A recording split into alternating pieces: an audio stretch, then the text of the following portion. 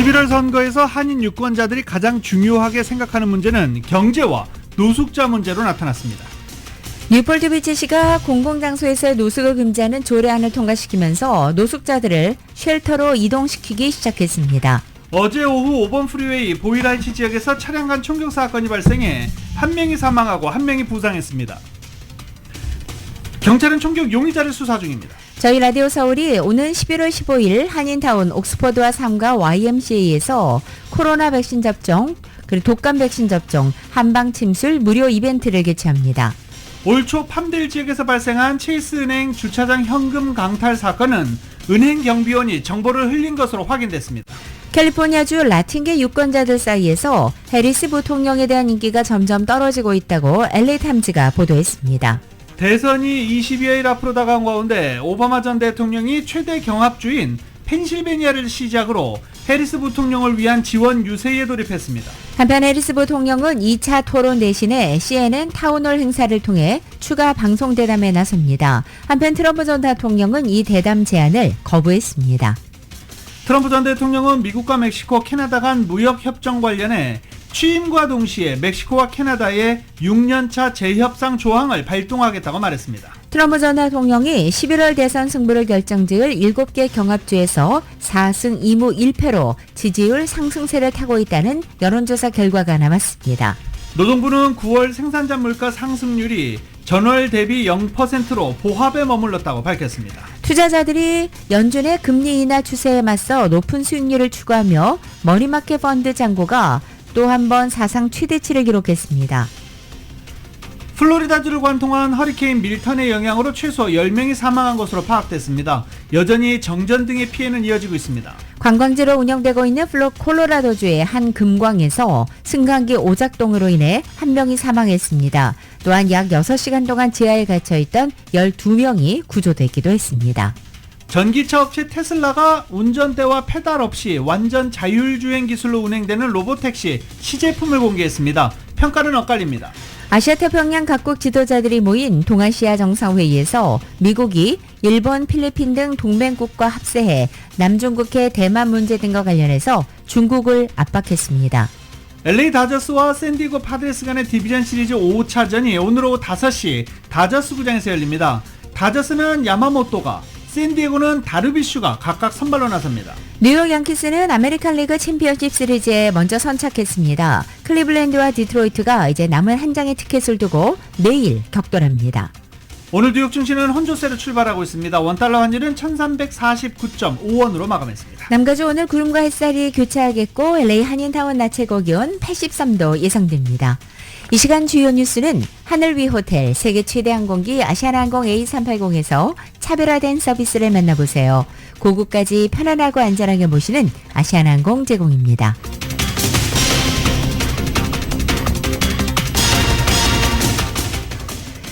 여러분 안녕하십니까? 김윤정입니다. 안녕하십니까? 유지승입니다. 2024년 10월 11일 금요일 라디오 서울 모닝 뉴스 2부입니다. 자, 이제 11월 선거 얼마 남지 않았습니다. 이번 선거에서 여러분들이 생각하는 가장 중요한 것 뭐라 생각하십니까? 또 공부도 많이 해야 되죠. 주민 발언도 여러 개 있습니다. 그중에 그래도 난 이게 이번 선거에서 가장 중요하다. 한인 유권자들은 가장 중요한 이슈로 뭘 꼽았을까요? 이은 기자가 한인 유권자들을 만나봤습니다. 10일 코리아타운 플라자 1층에 마련된 대선 유권자 등록 부스에서는 유권자 등록을 위해 한인 커뮤니티의 도움을 받고자 하는 한인들로 몰렸습니다. 코리아타운 플라자에 마련된 유권자 등록 부스는 10일부터 오는 21일까지 세워지는데 LA 한인회, LA 한인 상공회의소, 한미연합회를 비롯해 6개의 한인단체들이 번갈아 운영하기로 했습니다. LA 한인회에 따르면 유권자 등록 부스 설치 첫날인 10일 30여 명의 한인들이 부스를 방문해 유권자 등록을 마쳤습니다. 유권자 등록을 마친 뒤에는 한인들에게 우편 투표에 관한 설명 등 전반적인 투표에 관해서도 상세한 설명을 해줬습니다. 이날 유권자 등록을 하러 온 한인들이 이번 대선에서 가장 중요하게 여긴 최대 이슈는 경제 문제였습니다. 한인들은 경기가 좋지 않다며 하루라도 빨리 경기 침체 문제를 해결할 수 있는 능력이 있는 후보에게 표를 던지겠다며 치솟는 물가와 높은 세금을 해결해줬으면 하는 마음이라고 밝혔습니다. 나는요, 뭐 당연히 뭐 경제 문제지 뭐 식품값이 너무 올랐어요. 당연할 수밖에요. 그거 어떡하겠어요. 베스트 웨이가 없어요. 뭐 미국의 안정과 경제적 번영이 우선적이겠죠. 그리고 한국 사람이니까 한국과의 관계가 가장 밀접하게 더 해줬으면 더 좋겠다는 그런 생각을 하죠. 또 다른 이슈로는 노숙자 문제를 지적했습니다. 특히 타운의 노숙자 문제는 고질적인 문제이며 타운을 비롯해 LA론에 홈리스들을 더 많이 수용할 수 있는 공간이 마련되고 하루라도 빨리 깨끗해진 거리를 보고 싶다고 입을 모았습니다. 노숙자가 텐트 있는 데가 앞으로 지나가기가 참 힘들어요. 노숙자들도 이제 생활하기 어렵겠지만은 노숙자들이 생활할 수 있는 주거 시설을 갖다가 빨리 이렇게 해갖고 제일 피부에 와닿는 거는 특히 코리아타운에서는 홈리스 문제가 제일 심한 것 같아요. 그리고 범죄, 갑자기 정신이 이상한 사람들이 뒤에 와서 때린다든가. 이 외에도 LA의원의 치안 문제를 지적하며 이번 선거에 붙여지는 주민 발의안 36을 적극 지지한다는 입장을 밝혔습니다. 타운이 조금이라도 안전한 방향으로 나아갈 수 있는 주민 발의안을 지지한다고 입을 모았습니다. 이번에 마련된 부스는 유권자 등록 마감일인 오는 21일까지 운영되며 매일 오전 10시부터 오후 4시까지 한인들의 유권자 등록을 도와줍니다. 라디오설 뉴스 이은입니다. 한편 캘리포니아주의 라틴계 유권자들 사이에서 이 카말라 해리스 부통령에 대해 인기가 점점 떨어지고 있는 것으로 LA타임즈가 보도했습니다. 보도국에서 전해드립니다. 가주에서 카말라 해리스 부통령이 트럼프 전 대통령을 크게 앞서고는 있지만 지난 2020년 바이든 대통령과 트럼프 전 대통령 간의 지지율 격차만큼 크지는 않은 것으로 나타났습니다. UC 버클리의 정부 연구소가 실시하고 LA타임스가 공동 후원한 이번 여론조사에 따르면 해리스 부통령은 가주에서 지지율 57%를 얻었고 트럼프 전 대통령은 지지율 35%를 얻었습니다. 인종적으로 지지율을 나눠봤을 때 해리스 부통령은 흑인 유권자들로부터 72%의 지지를 받아 가장 높은 지지율을 보였고 뒤를 이어서 아시아계 유권자로부터 66%의 지지율을 받았습니다. 백인으로부터는 지지율 56%, 그리고 라틴계 유권자들로부터는 지지율 54%로 나타났습니다. 지난 2020년 대선 당시 출구조사에서 가주의 라틴계 유권자 중에 75%가 바이든 대통령을 지지했고 23%가 트럼프 전 대통령을 지지했다는 것을 감안해보면 이번 선거에서 해리스 부통령에 대한 라틴계 유권자들의 지지가 큰 폭 줄어들었음을 반영합니다. 캘리포니아주의 라틴계 유권자들이 해리스 부통령에 대한 지지가 바이든 대통령 때만 못하다는 이야기는 전국 단위, 특히 스윙 스테이트에서 라틴계 유권자들이 민주당에서 공화당 쪽으로 표심이 이동하고 있다는 것을 반영하는 것이어서 민주당 관계자들을 걱정스럽게 하고 있습니다. 특히 선거에서 이기기 위해서는 대선 후보가 이겨야 하는 7개의 경합주 중 애리조나와 네바다에는 라틴계 인구가 많기 때문에 라틴계 유권자들 사이에서 민주당 지지 기반이 약화되면 경합주 선거에서 해리스 부통령이 불리하게 됩니다. 비단 애리조나와 네바다만 위험한 것이 아닙니다. 라틴계 유권자들은 조지아, 노스캐롤라이나, 펜실베이니아와 같은 다른 경합주에서는 아리조나와 네바다만큼 수가 많지는 않지만 현재 경합주 여론조사에서 트럼프가 미미한 폭 우위를 보이고 있는 상황에서 소수라도 유권자 표심 이동은 경합주 선거 승패에 영향을 미칠 수 있습니다. 라틴계 유권자들 사이에 민주당의 인기가 하락하는 것은 경제 때문으로 분석됩니다. 라틴계는 치솟는 주택 가격, 인플레이션의 영향을 가장 심하게 받은 그룹 중 하나입니다. 라디오 서울 보도국 뉴스룸입니다. 내년 소셜 시큐리티 연금 수령액이 2.5% 인상됩니다. 최근 인플레이션 둔화세를 반영해 조정된 것인데 2001년 이후 적은 증가폭입니다. 전국적으로 총 7,250만여 명에 달하는 소셜연금 수급자들의 내년도 기초생활 조정폭을 연방사회보장국은 2.5%로 확정했다라고 어제 발표했습니다. 시장 예상치보다는 그래도 약간 높습니다. 코로나 팬데믹 이후 인플레이션이 급등하면서 2022년에는 5.9%, 2023년에는 8.7%, 2024년에는 3.2%로 책정된 바 있습니다. 2021년 인상률은 1.38%였고 지난 50년간 최고 인상률은 1980년 14.3%였습니다. 기초생활조정비 조정폭 하지만 올해는 2.5%입니다. 이에 따라 내년 소셜연금 수령자들의 월 지급액은 1월부터 약 50달러 상승해 평균 1976달러가 될 것으로 추산되고 있습니다. 은퇴자 협회 측은 올해 인상폭으로 은퇴자들이 생활비를 감당하기에는 충분치 않다라며 우려를 표명했습니다. 미국 은퇴자 협회에 따르면 노년층 약 40%가 소셜연금을 주 소득원으로 삼고 있는 것으로 나타났습니다. 최근 남가주에서 세븐일레븐 편의점을 대상으로 플래시몹 대강도가 기승을 부리고 있는 가운데 이번에는 헐리우드 명예의 거리에 위치한 세븐일레븐 편의점도 이 사건이 발생했습니다. 지난 8일 밤 11시 30분경 헐리우드 볼러바드와 윌콕스 에비뉴에 위치한 세븐일레븐에 16세에서 20세로 보이는 청소년 대강도 10여 명이 들이닥쳤습니다. 매장 내에 설치된 보안 감시 카메라 영상에 따르면 흑인 남녀로 구성된 떼강도들이 매장에 있는 과자 봉지들을 훔쳐 달아나려 했고 직원이 막아선 모습이 보입니다.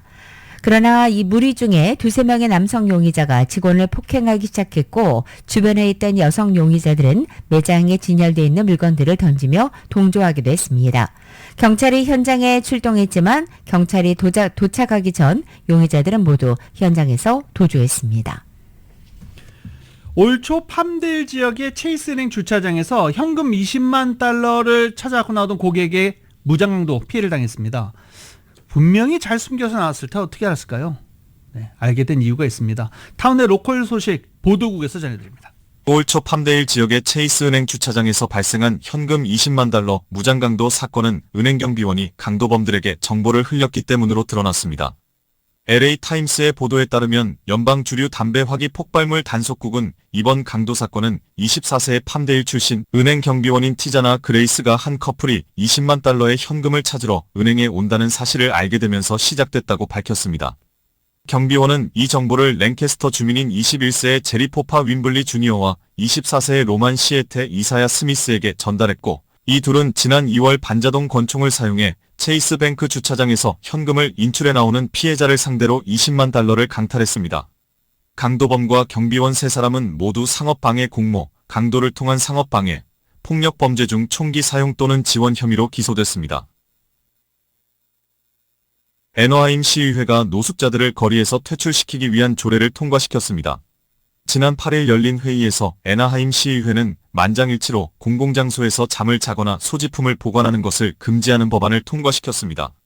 공공장소에는 보도와 도로, 버스 정류장, 공원 벤치가 포함됩니다. 애나하임시 조례는 또 대중에게 개방된 사업장의 진입로와 입구를 막는 것을 금지합니다. 애너하임시는 이미 공원과 정부 건물 같은 공공장소에서의 노숙을 금지하는 법을 시행하고 있었지만 가동하는 보도와 도로는 포함되지 않았었습니다. 이번 조례안으로 경관들은 재량으로 노숙자에게 티켓을 발부하거나 체포할 수 있습니다. 이 조례안은 최종 표결이 한 번 더 남아있지만 통과될 전망입니다. 이번 조례안은 호텔 소유주들이 앞장서 추진한 것으로 디즈니랜드가 있는 인기 있는 관광도시인 애너하임은 노숙자 문제로 방문객들의 불만이 많았다고 합니다. 애나하임 시의회의 이 같은 결정은 최근 연방 대법원이 노숙자촌 철거나 노숙자 단속에 대한 권한을 로컬 정부로 넘기고 개빈 뉴섬 주지사가 잇따라 노숙자촌 즉각 철거를 지시하는 행정명령을 내린 가운데 나왔습니다. 라디오 서울 보도국 뉴스룸입니다. 지난 1월 2024 연례 LA 카운티 노숙자 전수조사가 실시된 가운데 LA 한인타운 지역에는 실제 노숙자 수가 479명으로 집계돼 전년도와 비슷한 수준을 유지하고 있습니다. 최근 LA 노숙자 서비스국이 공개한 전수조사 세부 자료 결과 윌시어 센터 코리아타운에 있는 숫자가 477명이었습니다.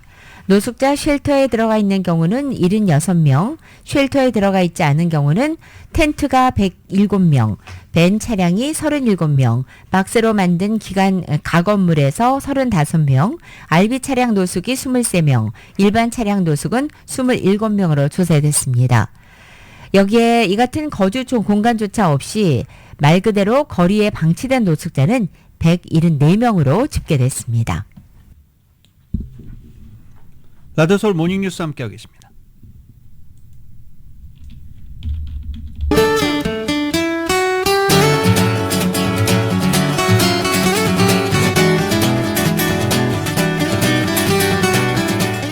10월 11일 금요일 남가주의 날씨입니다. 주말을 하루 앞둔 오늘도 이른 아침 출근길은 다소 짙은 안개로 흐리기 시작했지만 점차 안개가 걷히고 있습니다. 남가주 지역 오늘 구름과 햇살이 교차하겠고 낮 기온은 어제보다 1, 2도가량 높아집니다. 토요일인 내일도 오늘 같은 날씨 패턴이 반복되고 내일 낮 기온 오늘보다 3도가량 다시 떨어지겠습니다. 일요일부터는 다시 쾌청한 가을 날씨를 보이겠고 일요일의 낮 기온은 평년 기온을 밑돌기 시작합니다. 이처럼 완연한 가을 날씨는 다음 주 중 내내 서늘하게 이어집니다. 특히 수요일, 목요일의 낮 기온은 70도 내외까지 떨어지는 곳도 있겠습니다. LA 한인타운의 오늘 낮 최고 기온 83도, 밤 최저 기온은 58도, 오렌지 카운티 지역 83도, 59도, 벨리와 일란드 암파이어 지역 94도, 58도, 해안 지역 72도, 60도로 예상됩니다. 한국 오늘도 전국이 쾌청하고 서울의 오늘 아침 최저 기온이 52도, 낮 최고 기온은 76도로 예상됩니다.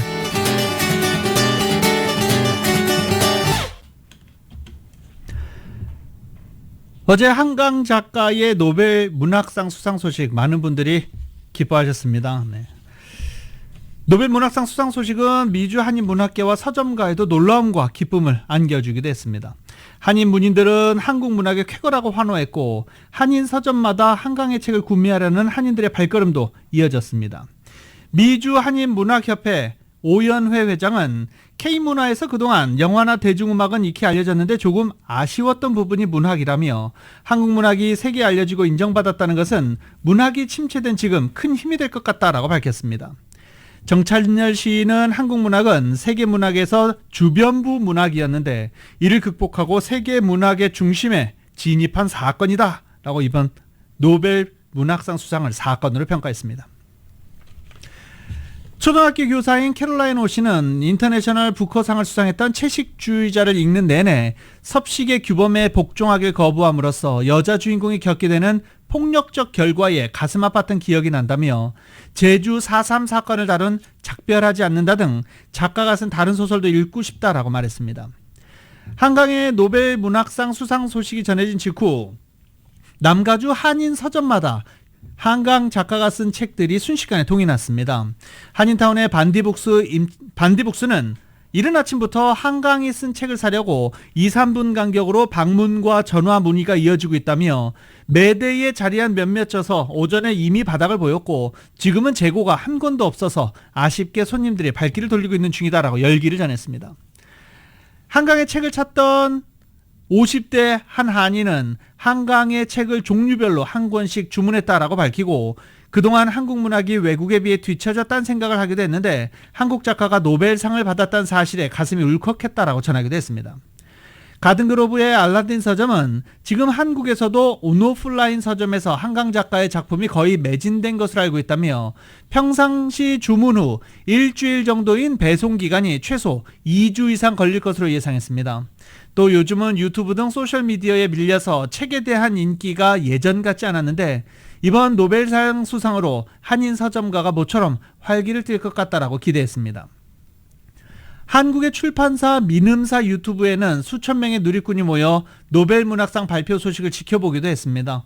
그리고 수상 소식이 알려지자 역사적인 순간, 한강의 기적, 노벨 문학상 작품을 번역 없이 한글로 읽을 수 있는 날이 왔다, 행복하다라는 감격스러운 반응을 보이기도 했습니다. 한국에서도 대형 서점 홈페이지가 마비되기도 했습니다. 대형 서점에서 1위는 현재 모두 한강의 대표작 채식주의자인데 그 외에도 실시간 베스트셀러 모두 한강의 책으로 채워진 상태입니다. 한편 한강의 작품을 번역한 미국의 작가는 통념에 맞선 한강의 획기적인 작품이 인정을 받은 것이라고 평가했습니다. 한강의 소설 작별하지 않는다의 영문본을 공동으로 번역한 미국의 번역가 겸 작가 페이지 아니아 모리스는 어제 뉴욕타임즈와 인터뷰에서 한강의 획기적인 작품이 한국의 문학 지평을 재편했다라고 말했습니다. 또 한강은 몇 번이고 한국의 검열과 체면 문화에 맞섰고 매번 더 강하고 흔들림 없는 작품으로 자신을 침묵시키려는 시도를 떨쳐냈다고 평가했습니다. 한강 이외에도 한국 소설계의 거목인 박경리 작가 등의 작품을 번역한 모리스는 수년간 한국이 어떻게 하면 노벨 문학상을 수상하게 될 수 있을지 될 수 있을지 방법이 논의된 바 있지만 한강의 커다란 성공에도 불구하고 그가 답이 될 수 있다는 점이 진지하게 고려된 적은 한 번도 없었던 것으로 보인다라고 지적하기도 했습니다. 한편 한강의 2021년작인 작별하지 않는다는 제주 4.3 사건의 비극을 새 여성의 시선으로 풀어낸 작품으로 2023년도에는 메디치상 외국문학상을 받기도 했습니다. 이 작품의 영문본은 우리는 헤어지지 않아, 즉 We Do Not Part라는 제목으로 내년 1월 미국에서 출간될 예정입니다. 이 한국의 사회가 얼마나 분열되어 있는지 이번 한강 작가의 노벨 문학상 수상에도 여실히 드러납니다. 진보든 보수든 그냥 문학으로 한 번만이라도 축하해주고 제기를 가면 안 되겠습니까? 네. 한국에서는 또 여러 양분화되어서 이야기를 하고 있는 중인데 예전에 2000년대 고 김대중 대통령이 노벨 평화상 수상에도 그랬었죠. 제발 한 번만이라도 제기를 가고 함께 축하해주는 그런 사회, 성숙한 사회 기대를 해보겠습니다. 한국계 미국 작가 김주혜 씨가 장편소설 작은 땅의 야수들로 2024 러시아 톨스토이 문학상 해외 문학상을 수상했습니다. 김주혜는 러시아 모스크바 볼쇼이 극장에서 열린 톨스토이 문학상 시상식에서 작은 땅의 야수들을 러시아로 번역한 키릴 비트긴과 함께 해외 문학상 수상자로 선정이 됐습니다. 톨스토이 문학상은 톨스토이 탄생 175주년 2003년 삼성전자 러시아 법인이 러시아의 레프 톨스토이 박물관과 함께 제정한 상으로 러시아 최고 권위의 문학상으로 평가받습니다.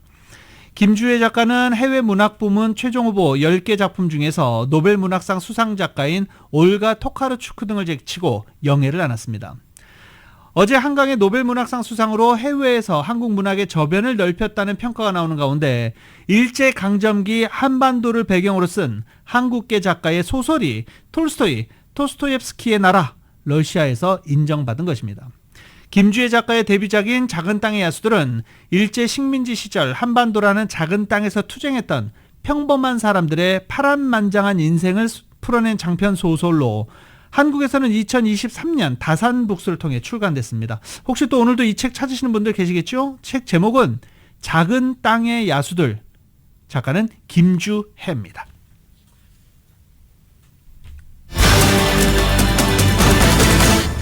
트럼프 전 대통령이 재선에 성공하면 한미 관계에 갈등이 생길 수 있다는 우려가 있지만 그의 지지자를 포함한 일반 미국인은 한국과의 동맹을 지지한다는 여론조사 결과가 나왔습니다. 워싱턴 DC의 띵크탱크 한미경제연구소가 어제 공개한 한반도에 대한 미국인의 태도 조사 결과에 따르면 한미동맹이 미국의 국가안보 이익에 도움이 되느냐는 질문에 68%가 동의했습니다. 주한미군에 대해서는 현재 규모를 유지하는 것이 55%, 축소하자가 13%, 확대하자는 9%, 철수하자는 4% 등의 의견이 나왔고 전년 조사와 크게 달라지지 않았습니다. 한국과의 교역이 미국에 이롭다고 답한 비율은 68%로 역시 전년 조사와 유사했습니다. 또 한국의 핵무장에는 응답자 24%가 찬성을 하고 48%가 반대했으며 응답자 90%는 북한의 핵 포기가 무엇보다 중요하다고 답했습니다.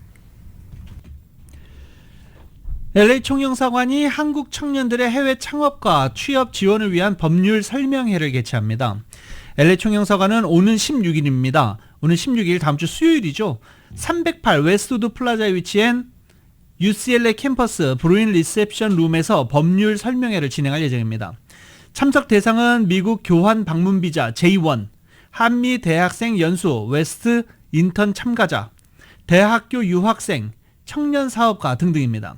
행사는 총 2개 세션으로 진행됩니다. 저녁 7시부터 7시 50분까지 진행되는 첫 번째 세션에서는 취업, 이민 전문 김덕균 변호사가 취업 관련 체류 신분의 종류를 주제로 강연에 나섭니다. 저녁 8시 10분부터 9시까지 진행되는 두 번째 세션에서는 미국 법인 설립 기초 및 준비 사항을 주제로 스타트업 전문 성기원 변호사가 강연을 진행할 예정입니다.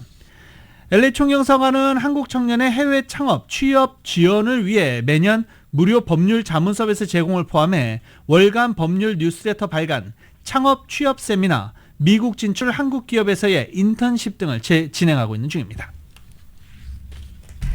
저희 라디오 서울이 오는 11월 15일 LA 한인타운에서 코비드 백신과 한방 침술 그리고 독감 접종까지 무료 이벤트를 개최합니다.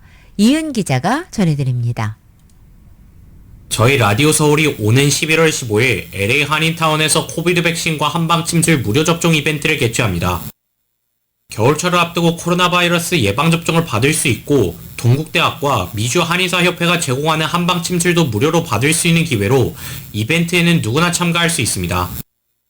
이벤트는 오는 11월 15일 금요일 오전 9시부터 오후 1시까지 LA 한인타운 옥스포드와 3가에 위치한 YMCA에서 개최됩니다.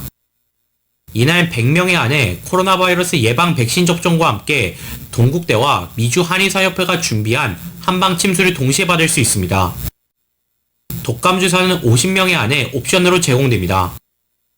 이번 행사는 라디오 서울 방송이 주관하고 비영리 단체인 미션시티 클리닉, YMCA, 헬스앤리갈 레이크사이드 IPA, 동국대와 미주 한의사협회가 공동 후원합니다. 이벤트 참가를 위해서는 사전에 등록해야 되며 선착순으로 등록이 마감됩니다. 관련 문의는 전화번호 213-427-9622번으로 하면 됩니다. 코로나 백신 접종과 한방 침술 무료 서비스 행사에 대한 등록은 저희 라디오 서울 웹사이트 라디오서울 1650.com이나 한국일보 웹사이트 코리아타임스닷컴에 올려진 이벤트 배너에서 하면 됩니다. 라디오 서울 뉴스 이은입니다.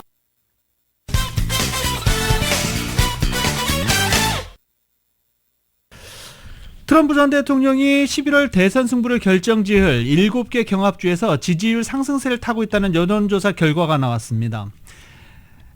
더힐과 에머슨 대학교가 경합주 7곳에서 투표 의향층 유권자를 대상으로 실시한 여론조사 결과 트럼프 전 대통령은 애리조나, 조지아, 노스캐롤라이나, 펜실베니아에서 각각 2%, 1% 차이로 해리스 부통령에게 우위를 점했습니다.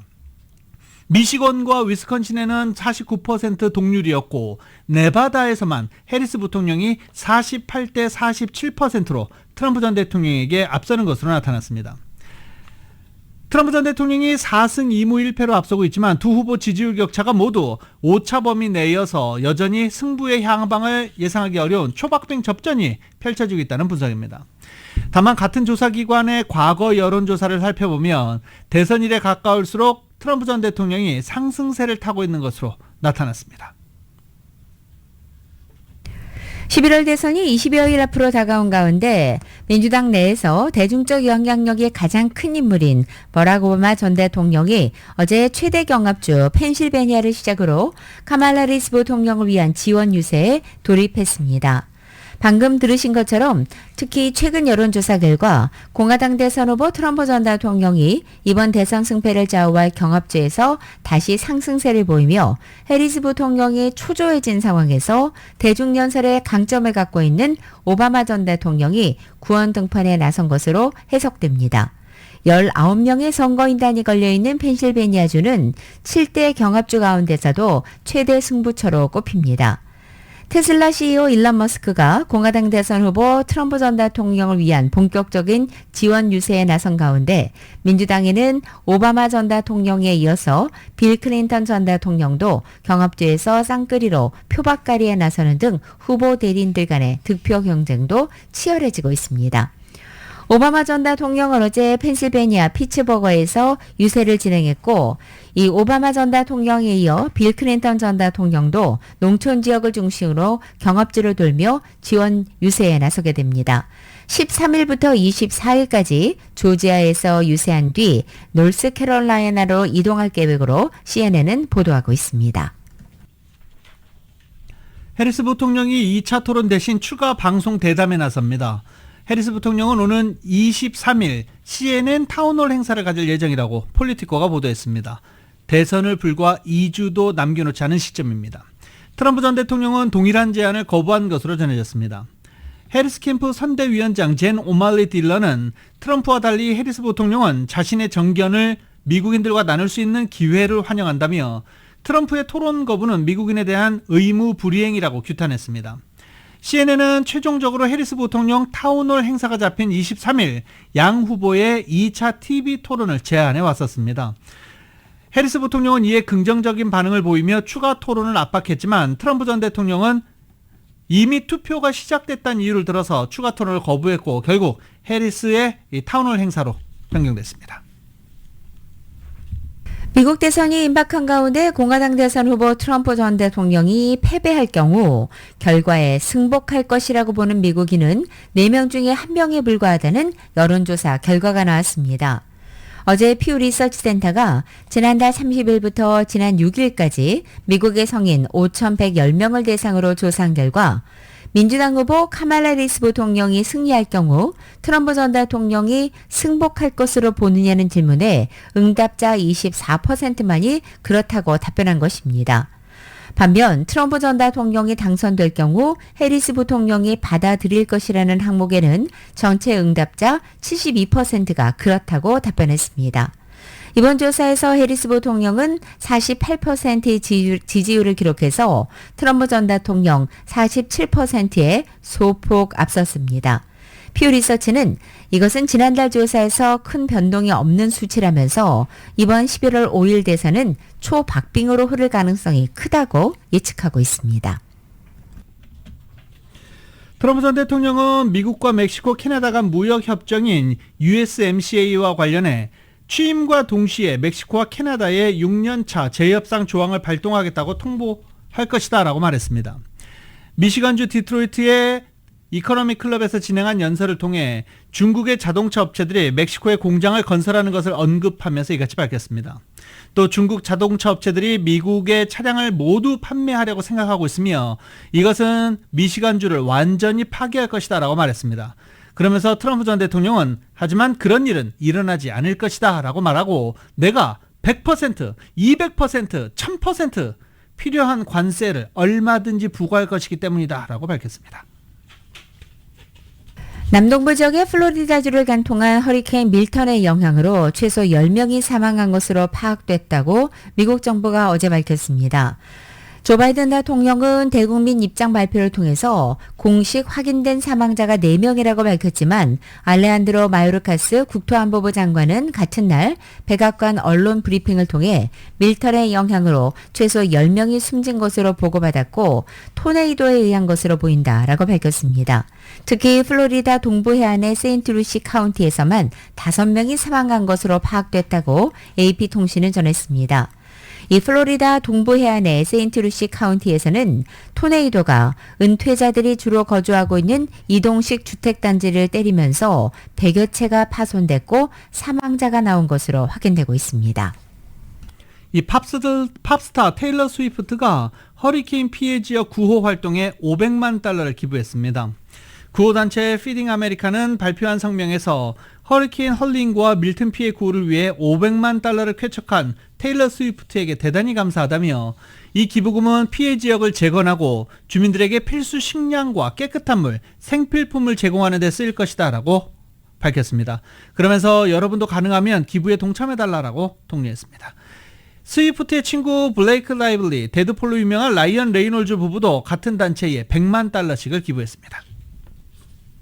관광지로 운영되고 있는 콜로라도주에 있는 한 금광에서 승강기 오작동으로 1명이 사망하고 약 6시간 동안 지하에 갇혀있던 12명이 구조됐습니다. 콜로라도 당국에 따르면 어제 정오경 크리플 크릭타운에 있는 몰리 캐슬링 금광에서 지하 갱도로 내려가던 엘리베이터가 지표면 아래 약 500피트 지점에서 기계적 문제로 오작동하는 사고가 발생해 1명이 사망한 것입니다. 또 엘리베이터 운행이 중단되면서 지하 1000피트 깊이의 광산 바닥에 관광객 11명과 가이드 1명이 갇혀 있다가 약 6시간 만에 구조됐습니다. 당시 구조대는 필요할 경우 밧줄을 이용해 구조하는 방안도 검토했지만 다행히 엘리베이터를 다시 정상적으로 작동시키는 데 성공해 지하에 있던 이들을 무사히 구조할 수 있었다고 설명했습니다. 광산대에 갇혀있던 이들은 각자 먹을 물을 지니고 있었고 구조당국과 무전으로 연락을 취하면서 비교적 안정된 상태를 유지할 수 있었던 것으로 전해지고 있습니다. 다만 사망자와 부상자가 나오게 된 구체적인 사고 경위와 피해자의 신원 등 자세한 정보는 아직 공개되지 않았습니다. 어제 전기차 업체 테슬라가 운전대와 페달 없는 로봇 택시, 무인 택시, 사이버 택시라는 것을 공개했습니다. Traveling, there's no people in them, as you can see. The cars just going by with no people. And there's 20 more where that came from.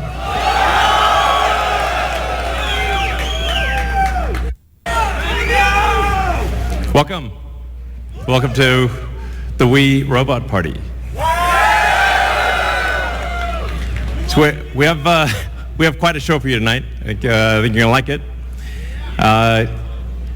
As you can see, I just arrived in the robotaxi, the Cybercab. 테슬라 And 운영자, there's, 최고 20 경영자 more where that came 일론 from. 머스크가 어제 LA 버뱅크에 있는 워너브라더스 영화 촬영 스튜디오에서 위 로봇 행사를 열고 자율주행 로봇 택시 사이버캡 시제품을 선보였습니다. 화제가 됐죠. 스포츠카처럼 양쪽에 문이 하나씩만 달린 투도어로 디자인이 됐고요. 내부에는 일반 차량과 같은 핸들, 페달, 사이드 브레이크, 조정 아무것도 없습니다. 패드 하나만 달려 있습니다. 터치 스크린 패드만 하나 딱 달려 있습니다. 아무것도 없습니다. 핸들도 없고 페달도 없습니다. 머스크는 행사가 시작된 직후 이 차를 타고 촬영장 내 짧은 도로 구간을 직접 자율주행하는 모습을 보여준 뒤 행사장 무대 위로 올라와 지금 이렇게 이야기를 하고 있는 것입니다. 사이버캡을 생산할 것으로 예상되고 있다라고 말하고 2026년까지 상용화할 것이라고 밝혔습니다. 이와 관련해서 일단 어제 사이버캡 먼저 본 사람들의 반응 찬반 나뉘고 있습니다.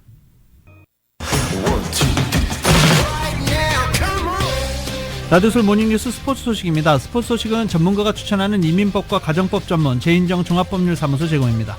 준비되셨습니까? 오늘 LA 다저스와 샌디에고 파드레스 간의 내셔널리그 디비전 시리즈 마지막 5차전, 오늘 이기는 팀이 챔피언십 시리즈에 진출해서 뉴욕 매치와 경기를 하게 됩니다. 지금 많은 분들이 기대를 하고 있는 월드 시리즈 매치업이 LA 다저스와 뉴욕 양키즈예요. 그게 또 서부의 대도시, 동부의 대도시 팀의 맞대결이라서 그런 것도 물론 있지만 또 다른 의미도 있죠. 에런 저지와 오타니의 맞대결을 보고 싶다, 이렇게 얘기하시는 분들도 상당히 많습니다. 2승 2패 지금 시리즈 동률을 기록하고 있는 다저스와 샌디에고, 오늘 오후 5시에 경기 시작이 되고요. 오늘 경기는 팍스TV에서 생중계가 됩니다. 팍스TV에서 생중계가 되기 때문에 공중파로 볼 수 있고, 다저스의 선발 투수는 야마모토, 샌디에고의 선발 투수는 다르비슈가 나서게 됩니다. 2024년 10월 11일 금요일에 전해드린 라디오솔 모닝뉴스 여기서 마치겠습니다. 지금까지 진행의 유지승, 김윤정이었습니다. 잠시 후 9시에는 강혜신의 오늘의 미국이 방송됩니다. 함께해 주신 여러분 고맙습니다.